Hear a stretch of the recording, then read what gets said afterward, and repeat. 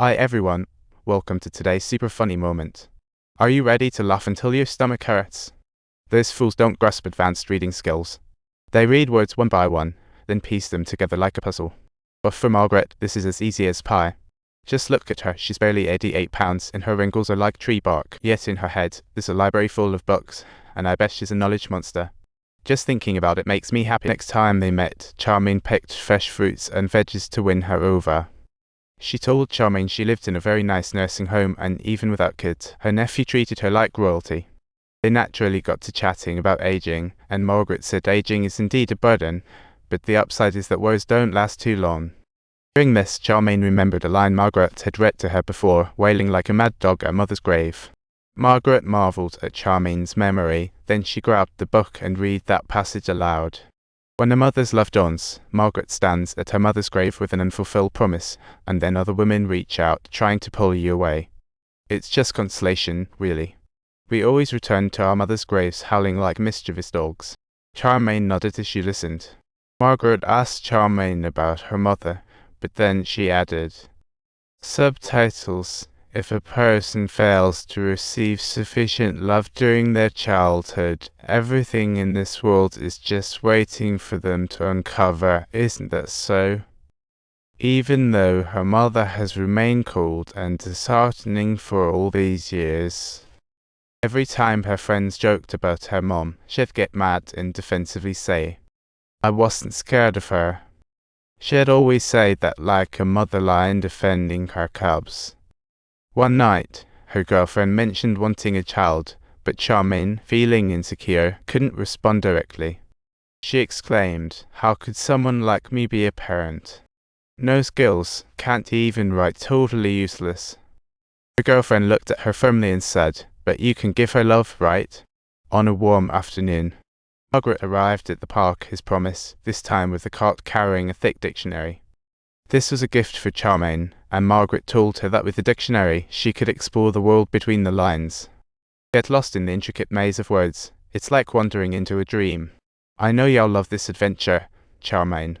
Margaret asked Charman what to read next. Charman said she wanted stories about Amazon Indians. Timesdale, Margaret inquired what Charman answered. Having read comics on them as a child, she had always found their lives fascinating. Margaret happily rummaged through her mental library and excitedly told Charman she happened to have the very book, then invited her over. "Come to the nursing home next week so we can read it together." That evening, back home, Charman excitedly flipped through the dictionary. She first looked up Margaret and realized it was a flower name. Times L pound iumart at the letter 3ca plus or minus pound 3 iumart r circumflex y until the letter gbd pound its and tend reflex a quarter w or grav iumart alio tilde circumflex letter 37b o stroke acute letter 3fa a half cyrillic letter 4e3 I circumflex l hatchet Chinese letter grav o circumflex iumart a circumflex iumart of iumart at a circumflex la letter 3ca paragraph o circumflex cyrillic letter 4e7 Armenian a letter 2b pound q half acute times earring o acute a Chinese letter times la o micro a o acute cyrillic letter 475 a times net cent 3 quarter 0 letter 3c stroke iumart c cedilla micro o pound net sign iumart y acute cyrillic letter 4bb plus or minus letter 7f4 acute z times acute a r micro s Omad E or Omad letter 3FD Cyrillic letter 477 pound. But her joy didn't last long. She became discouraged because there were many words she couldn't find. The reason wasn't that the dictionary was missing them. It was just that her vocabulary was way too limited. She couldn't spell the words right. The day to visit the nursing home and read was approaching fast, and Charman arrived bright and early. She brought Margaret some flowers she'd grown and returned the dictionary, feeling a bit down. "Subtitles," she told Margaret in a dismal manner that she couldn't use the dictionary at all, because so many times she just couldn't spell anything right. Jokingly, she told Margaret learning was just too late for her. It's like giving her metal eyeglasses for glasses. Suddenly, all the flaws in life became crystal clear to her, which just terrified her. She thought she preferred the old days when everything was fuzzy, it was simple and fear-free. After saying that, Charman gazed at the photo on the wall. It was a picture of young Margaret, a researcher with the WHO, travelling to many places. But after the moon and the books of life, she chose to settle and thrive right here. Margaret pulled out a novel about Indian adventures and started reading it to Charman. Just as Charman was thoroughly enjoying the story and couldn't get enough, Margaret abruptly took off her glasses, paused, and informed Charman that her eyes were suffering from age-related macular degeneration, with the number of spots continuously increasing. It seemed she may not be able to read for her anymore. There's no way I can allow you to lose me.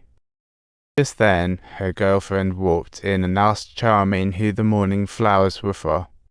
She noticed the flowers Charmaine had prepared in the morning and thought they were for her. After waiting all day, she didn't get the gift. Her girlfriend angrily interrogated, "Did you give the flowers to another woman?"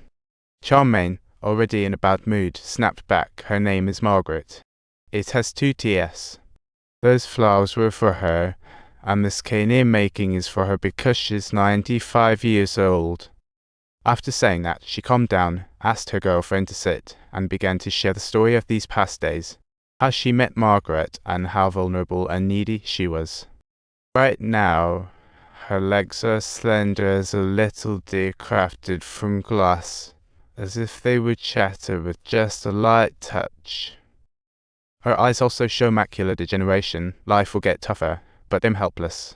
Please subscribe and see you next time.